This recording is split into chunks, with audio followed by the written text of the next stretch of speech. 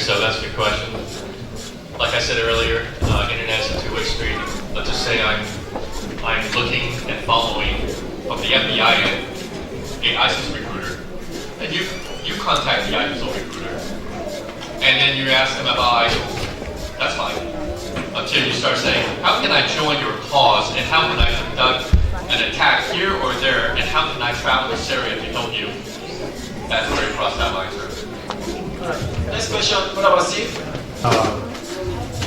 You could please define and explain what is resisting arrest.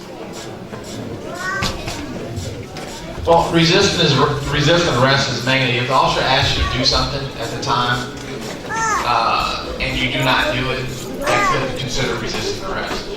It's a fine line sometimes. If you say turn around, put your hands, you ask him why. Why? No, don't do this. That is resisting arrest.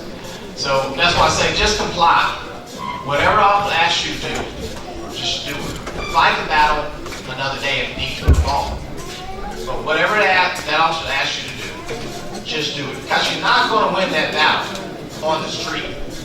You're not going to win, I promise you. You may get beaten in court, beaten the next day by complaining, but that day you probably won't win that battle. Now, Oakley. Good afternoon, everybody. Thank you very much for informing us about children, taking care of ourselves and how we can be afraid of the police or everything. I have a question. I know the police are training their staff, but I would just like to inform you that sometimes the police, especially for the young people who are just driving, maybe they are driving. I witnessed one occasion. She was driving, and maybe she's a little bit above the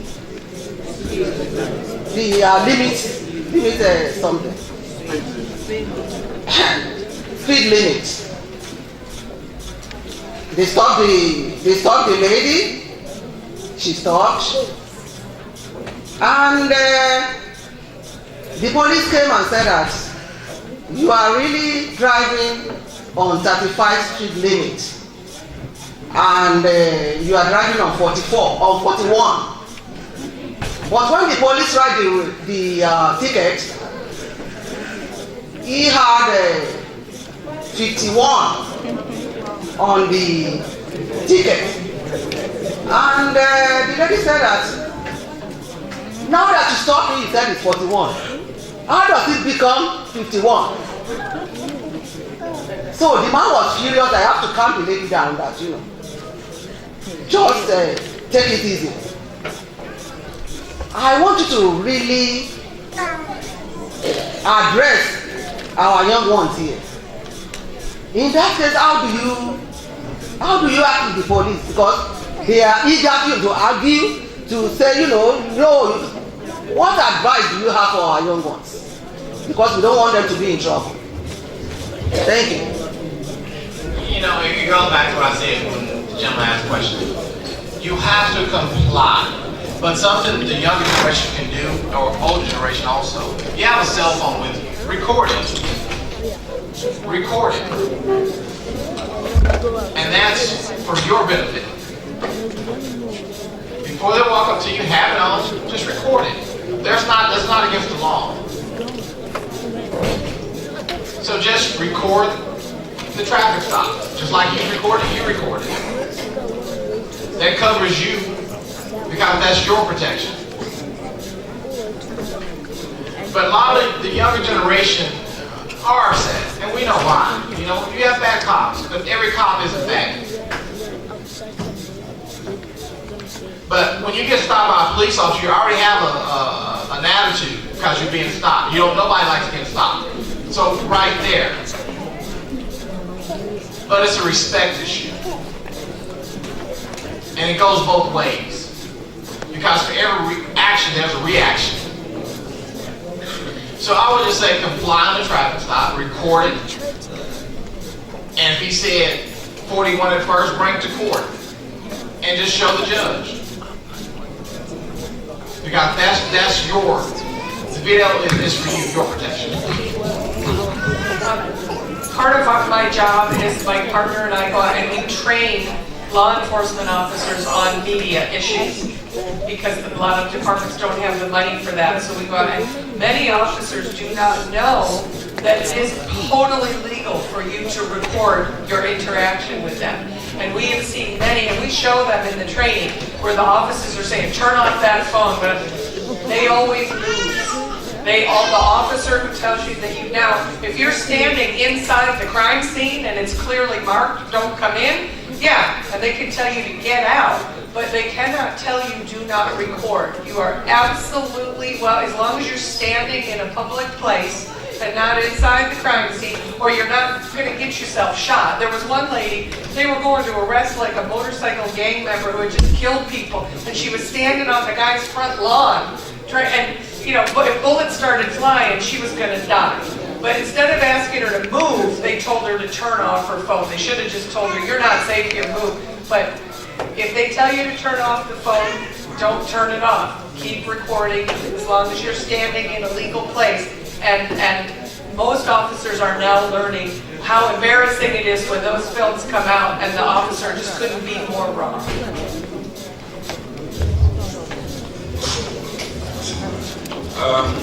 I just feel the need to say something. I really hesitate because I have family members who are police officers, and you know, whenever you talk about misdeeds or bad practices of officers, generally people think you're against police.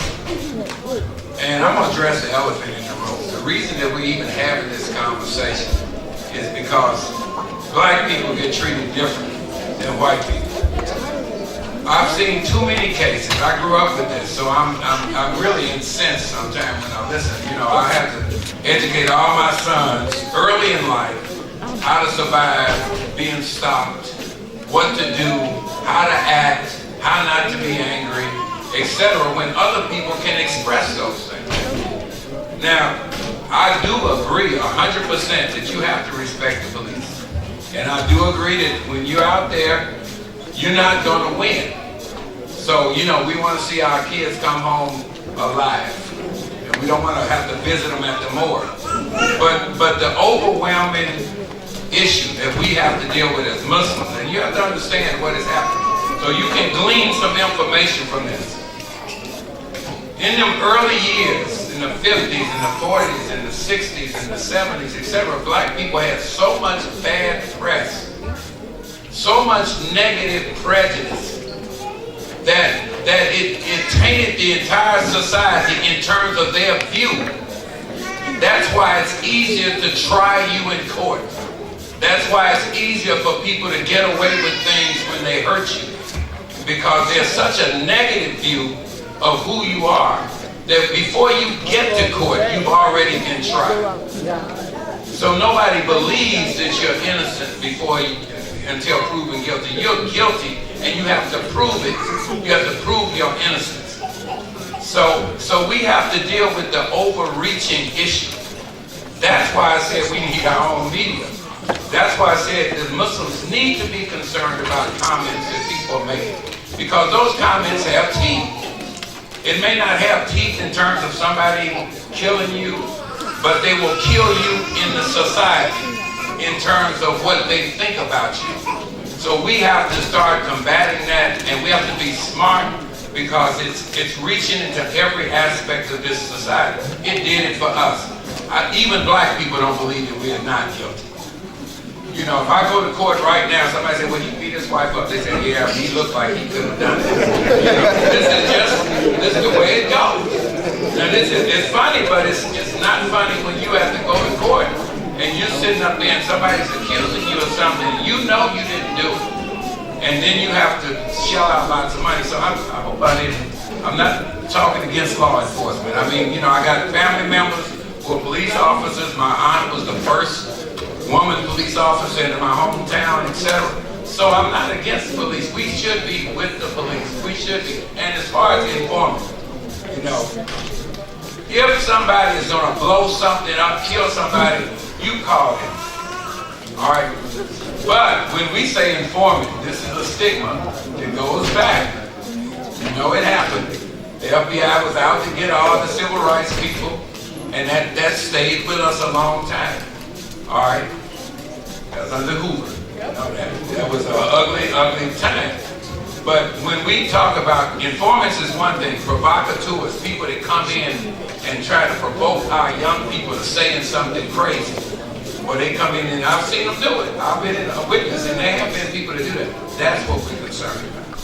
And we don't think it's right. Now, if we're going to have a straight up relationship with the FBI, with law enforcement, it should be straight up.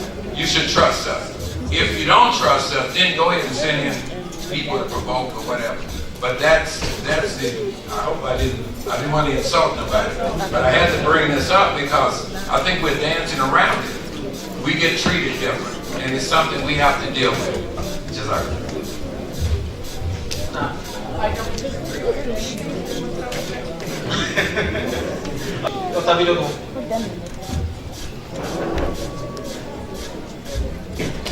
Assalamu alaikum.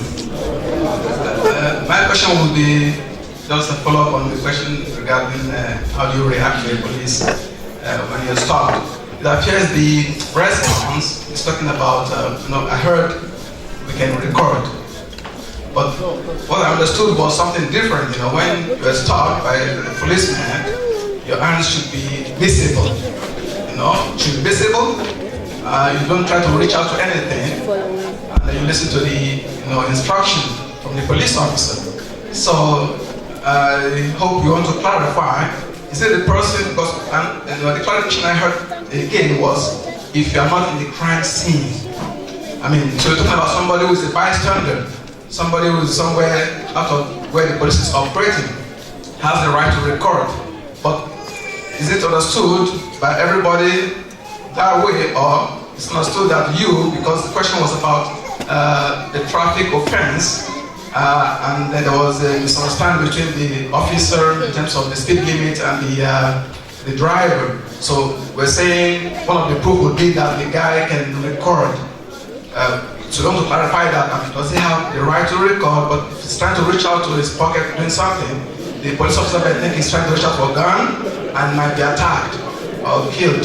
So let's clarify that. The other thing I want to also ask about is obedience, listening and responding to police officer. You obey the order. But we, as our culture, as Muslims, it actually happened. There's an incident that a lady was asked to remove a hijab. So are she may definitely should be uncomfortable to do that. In that scene, what should that lady do if she was told, look, you're here under arrest, remove your hijab? You say she should also obey, comply. Okay, let's go back to the traffic stop. When you pull over, first thing you can do is turn your recorder on. Position it in your car somewhere so it can record from there. Put your hands on the steering wheel. If it's nighttime, turn your interior light on. Roll your window down. So when he come up, he sees your hands on the steering wheel. Your recorder is going. Okay? That's the best way to do it. Okay? So no, don't reach for it after the fact. Already have it turned on, have it set up, so the officer can see your hands. That's the main thing for the officer. He wants to see your hands. And of course from there. Okay? Now, if you've been arrested, they're going to take everything off anyway. Whether it's a nose ring, earrings, whatever, everything's going to be removed. Now, if you're not being arrested, that's something different. If you've just been detained, no, you do not have to take anything off. Being detained and being arrested is two different things. Being arrested, they're going to take everything off anyway, regardless of your religion. Okay? But being detained, no, you do not have to take it off. Just a clarification for myself. So, the lady, a Muslim sister, is being arrested. She will take off her hijab. Is that what you're saying? When they get down to the jail, they're going to take it off anyway. Everything they're going to take off. Yeah, it's just for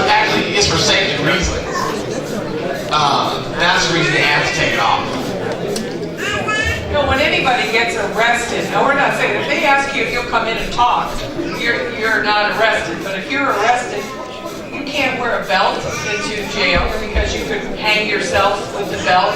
They're going to issue you the prison clothing. And it's the same. It doesn't matter whether it's a yarmulke from the Jewish community or it has nothing to do with the religion. You're going to remove everything of yours and put on clothing that they provide that doesn't have a waistband or something that could be used to harm you. And they'll also write down everything that they remove from you. A pair of earrings, a hijab, and then you'll sign it. And when you get let out, all of your belongings will be returned to you. But it's not a religious thing. All right, one more question, Mr. Kevin.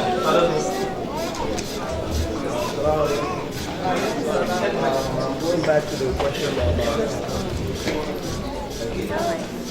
about ticketing and speed limits. This is a personal experience, and recently I was stopped pulled over by a police officer, and I duly complied. My hands by the wheels, responded respectably to the officer and everything, without any explanation from my side on what happened, because I was not speeding. I'm very conscious of what I do when I drive. Now, I was issued a ticket, and I wasn't allowed to make any explanation or whatsoever. I'm going to be appearing in court next month and satisfying the law about my case. But on the other side, it's going to make me a cost. Resourcing whatever it is a cost. Is there any form of retribution to the court? Because I've heard this time and time over that there's a kind of quarter you have to issue tickets or whatever to get back some money, and they give malicious tickets. I think that's a stigma. You do have what you call traffic units.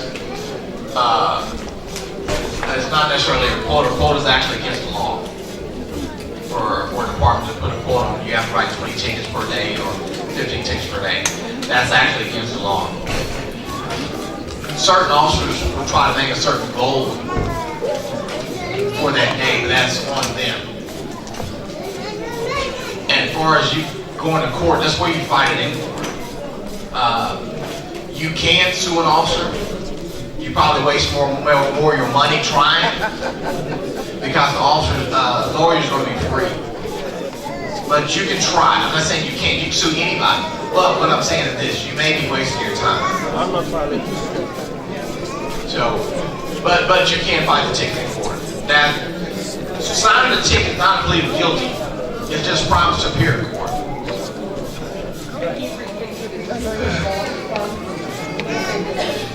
You can try to sue the county, but like I said, or the city. To be honest with you, you probably won't get it.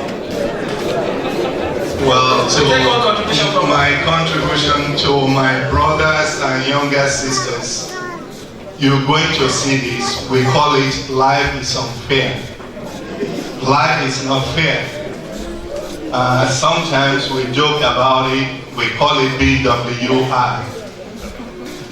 Black while driving. Especially those of you who are working as nurses and you have this new Mercedes-Benz and you are this small inside the car. They want to see you to know who you are. Sometimes you are upset that they stopped you. You did not do anything wrong. Sometimes in some neighborhood the police will do that so they will know the people living in their neighborhood. It may not be against you. Don't look at it that it's against you. I want you to at least understand that part first. However, you're going to see some rogue officers. They will do beyond their call of duty. Please consider that to just be an aberration of what may happen to you once in a while. Don't try to really push the situation. There is a difference between being detained and being arrested. please know the difference. They may detain you to ask you questions. Until they have what we call probable cause, they cannot arrest you.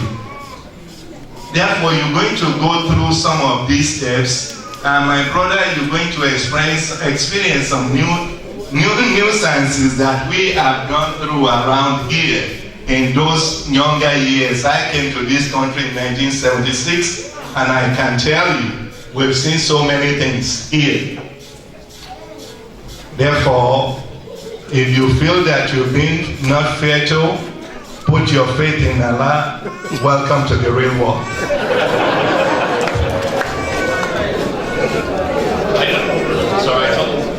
For the most part, I agree with what you said, but I must protest. I understand the PWP, but there's also PWA, driving while Asians. Especially over in the Southwest region, right up Houston. Let me share a little story of my encounter with police when I was much younger. Every time I get pulled over, my heart starts racing, my hands get a little sweaty, and I get a little nervous too. But I know we have an officer here, so I'll try not to steal his thunder, but I'll tell you what I do when I got pulled over. And I'll tell you what, I have had one bad encounter. When I get pulled over, the first thing I do is I make sure it's a real cop. Look back, it's our marks, units, and etc. I turn my car off, put it in park first, turn my car off, and I do lower all my windows. And I turn, if it's not raining, and I do turn off my radio. That's the first thing I do. And I also take my keys out, unless you have the key with, and put it on the dash. When the police walks up, he's like, oh wow, this guy knows what to do, you know? By the time he walks up, he's already ran your tag. Are you a troublemaker? Are you a current offender? And whatever. But anyway, to get to the bad story, not too long ago, about 2004, I just got off a real cheap Carnival cruise that I just scored off Galveston. And then I was going about 71, and I 45, 71, and 65, come on guys. I got a ticket. The officer didn't talk to me, just went in, give me a driver license and registration, insurance, boom, comes back, here's your ticket, boom, that was it. And my mom was yelling, it's like, he was going 71, holy. And I'm like, Mom, hope you appreciate that story. Alright, I know we have lots of questions, but we don't have that many time. So we are going to go to the last clip, and then we'll take one question, then we'll open the floor again. Less than 24 hours ahead of a highly anticipated speech from President Obama on gun control, the White House has announced some of the changes. One of those changes, anyone selling guns, particularly at a gun show, must have a license to do so. Also, expect changes in background checks and mental health funding. The President says he will put the rules in place by executive order without any action from Congress. As the President pushes for tighter restrictions on guns, Texas is now moving into its 5th day of open carry. KXA investigator Kevin Schwaller spent today asking business owners and police about the new law. So far, he's found just one person who called authorities about open carry. Round Rock police say an HEB customer called after someone wore a gun into the store. The person left without any problem. Still, we found the next phase for this Texas law could unfold in a courtroom. 100% of our phone calls were from people wanting to make sure that we would not allow open carry. Along with new titles that book people in Austin, new text on the window. This lets gun owners know they can't bring visible handguns here. Yeah, weekend one was no problem whatsoever. There was nobody making any comment. We checked with some local police. They say they haven't run into many issues so far. At a rally Friday, the founder of Come and Take It Texas suggested you might already be seeing the peak of Texans openly carrying their guns. I think you're going to see a heightened number because it's a new thing, but it's going to drop off to a pretty small number. 44 of the states allow open carry. You really don't see them that often. Signs like this make it pretty clear what the rules are inside the building. What's less clear is exactly where and when somebody would have to take out proof to show they're allowed to be carrying that gun. Prosecutors' offices have rendered different opinions about what authority police officers have to actually insist that someone who's openly carrying a firearm show that they have a permit, a license. That That's something the executive director of the Texas Municipal Police Association says will likely be settled in a courtroom. But until then, business is running as usual at Book People. It really was a non-event. Here, the only change is a piece of paper in the window. Kevin Schwaller, KXAN, investigates.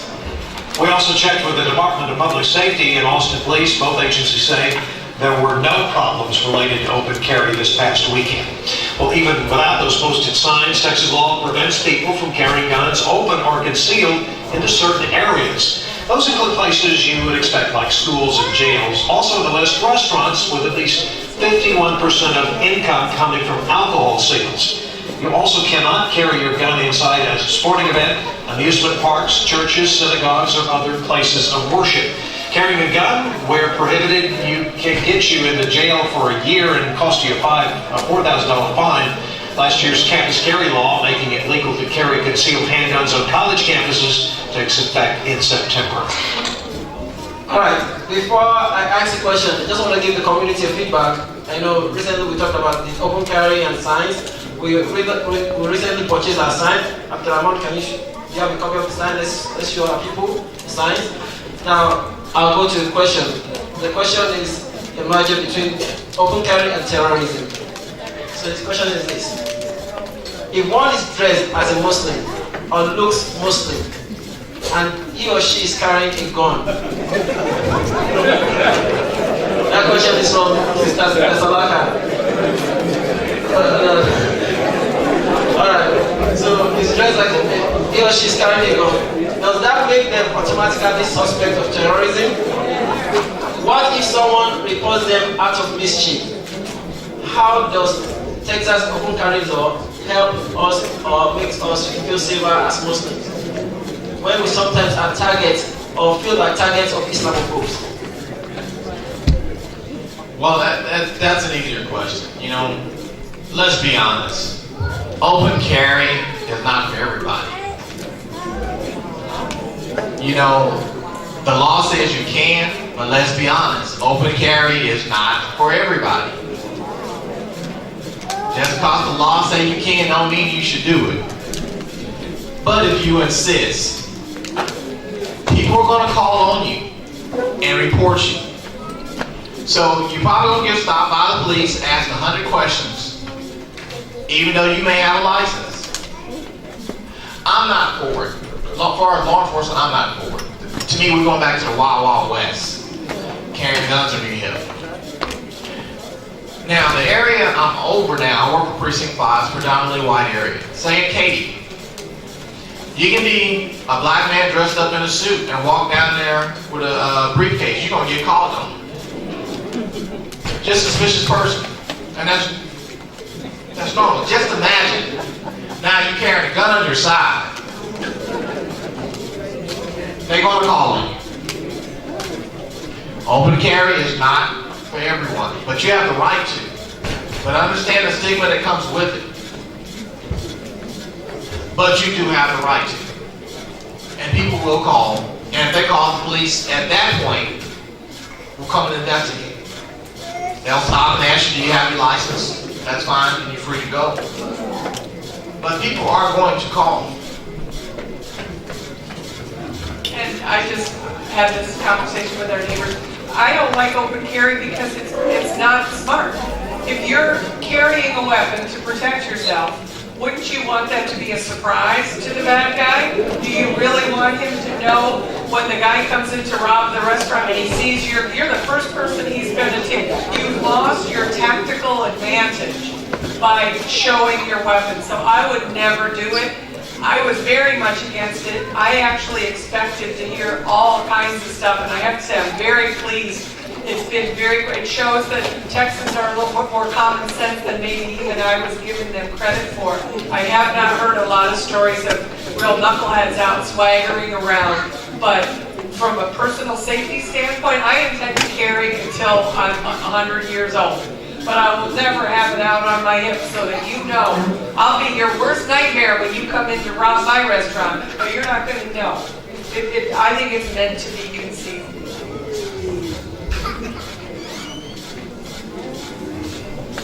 you know, it's ironic because I was at the State House when these guys were rallying for open carry, and I didn't have the wherewithal at the time to actually strategize around it, because if I had been smart, what I'd have done is called and got a bunch of brothers to come down and all rally with them, with all of our Muslim goofies on, saying, we're with you, brother, we want open carry too. And let's throw some C4 in with it. And I think that would have, I think the bill would have went dead after that. And I know what the brother's saying about it's not for everybody, but I can't help it. Every time I hear that, I feel like, okay, there's a right I don't have. And I know it's not a right, it's what people are gonna do. And nobody has control of it. They're gonna call because they see a black man walking in the neighborhood. I'm still incensed by it. You know, it really bothers me, even though I grew up in a tough place and I don't carry a gun. Doesn't mean I don't have one. But I don't carry it. I don't carry a gun. I never felt the need to walk around with a gun on my hip, because, you know, people who walk around with guns on their hip, and if you're not a police officer, I think, well, maybe because it's something you did, or it's because of the way you are, you think everybody else is like that. So I'm not disagreeing, but I just really get incensed when I hear somebody can do something that I can't do, and that bothers me. All right, we're going to take the last comment, question or contribution on this, and then after that, we'll have our Captain Michael Coleman address us. As we all know, Captain is going for an elective office and is here to address us as per his career at Congo. Assalamu alaikum wa rahmatullahi wa barakatuh. There are two issues that I would like the captain to address, or maybe other members of the panel, and I think you are being very diplomatic about it. The first one is the fact that police officers are human beings, and you have to make it clear to our people that they have these very snappy seconds to make their decisions. An officer just saw a member of his team who just got killed by somebody, and he pulled you over and you are trying to show some attitude. He doesn't have the time, you just have to comply. That is a reality of life. Second, the district attorney makes the decision of who to prosecute, who not to prosecute. He works almost most of the time in the same office or in the same building with the captain of the police. When the district attorney is prosecuting a case, the key witnesses are law enforcement officers. A lot of times we are human beings. You have to look at yourself as the district attorney and say, hey, if I prosecute this police officer, how do I talk to the captain the next day? Members of the public may not understand that reality, but it is a reality that the district attorney has to contend every day. Let's assume that you win in court. When that officer just shot you because of your attitude, you won't even be there to spend the money. That is one reality that you have to let our people know. And as somebody who comes from a third world country, I know that this country is strong and valuable because of strong law enforcement. Trust me, I'm not taking credit for law enforcement officers. I represent a lot of people who have been victims of law enforcement officers. But there are just certain realities that we have to understand. I hope I make some sense. Thank you. Thank you, Lawyer Wakil. By the way, Dr. Lawyer Wakil is not only a lawyer, he's also, I guess, he served in the military, right? Yes, and it's also for members of our community, he's also part of our bylaw review committee. So that's one of the faces we didn't get to see last weekend. The spiritual leader in our head, so to come and give the appreciation.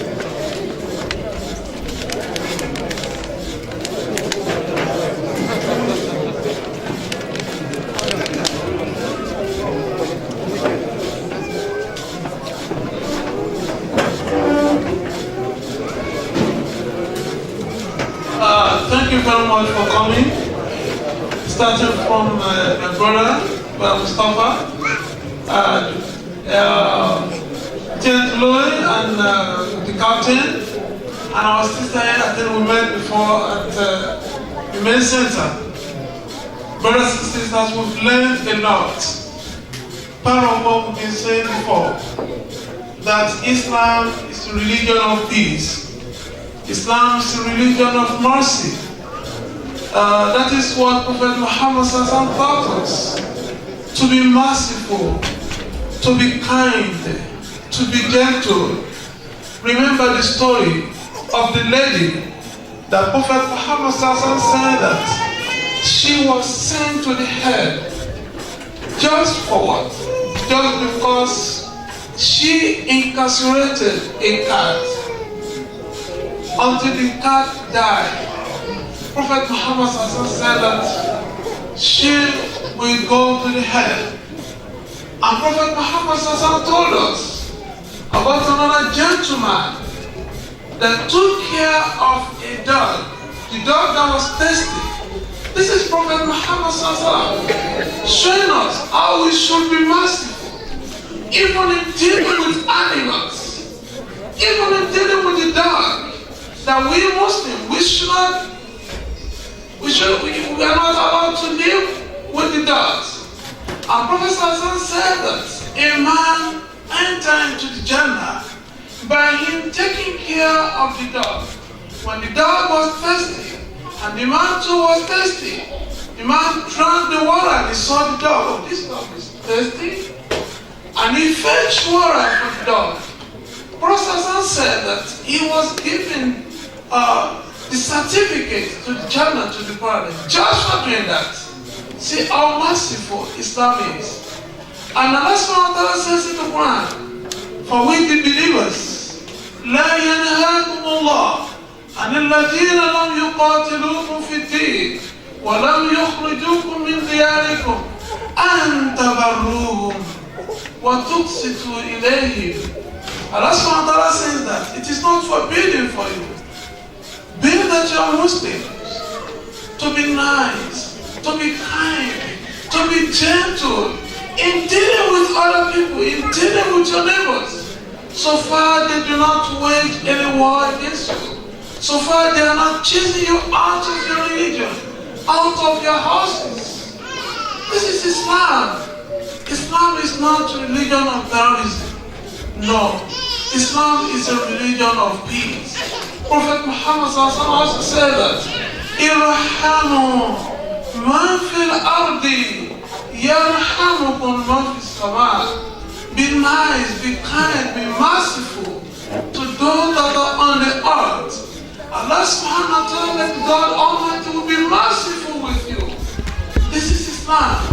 Islam that says that Wallah is not a believer. Wallah, he or she is not a believer.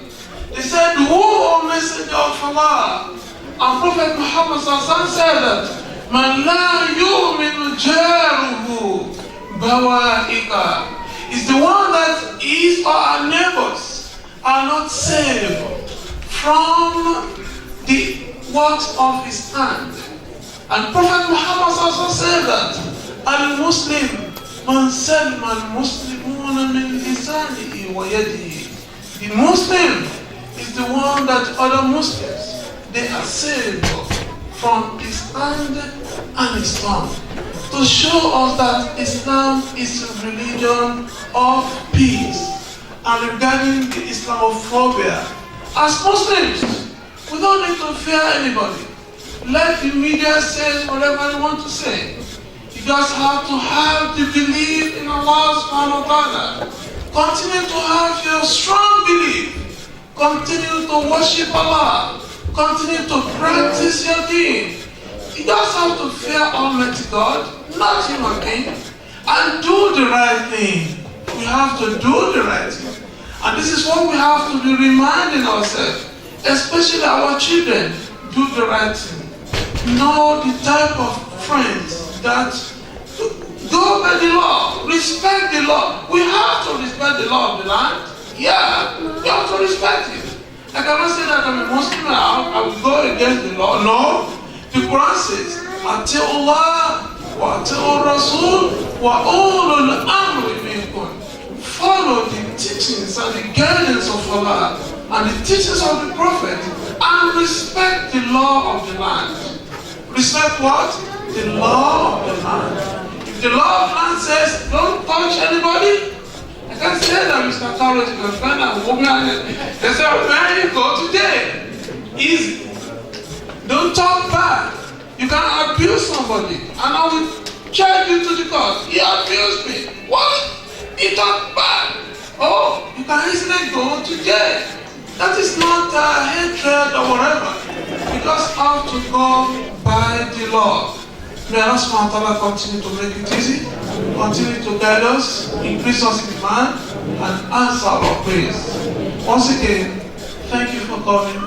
We appreciate your contribution. Come with me. Can I give it to him? Just give it to him. Okay, thank you. Thank you for coming. God bless you. Okay. Oh.